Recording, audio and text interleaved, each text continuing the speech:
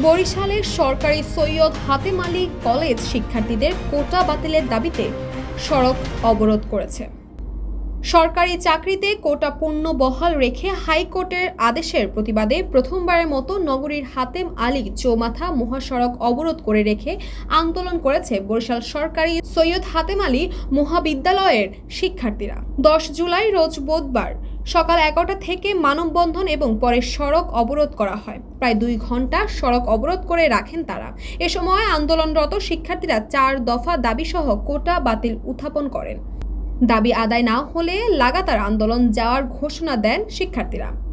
কোটা আন্দোলনরত অনার্স 3য় বর্ষের ব্যবস্থাপনা বিভাগের শিক্ষার্থী ফেরদৌস বলেন, আমরা কোটার বিরোধী। সকল সুবিধা কোটাধারীরা পাবে, মেধার মূল্যায়ন হবে না, তা হতে দেওয়া যাবে না। কোটা বাতিল করে আদালতে দ্রুত রায় প্রদান করবেন। যদি তা বাতিল না হয় তাহলে আমরা আন্দোলন চালিয়ে যাব। আন্দোলনকারী অনার্সের অর্থনীতি বিভাগের শিক্ষার্থী ইমরান বলেন, কোনো বৈষম্যহীন রাষ্ট্রে এত পরিমাণে কোটা থাকতে পারে না।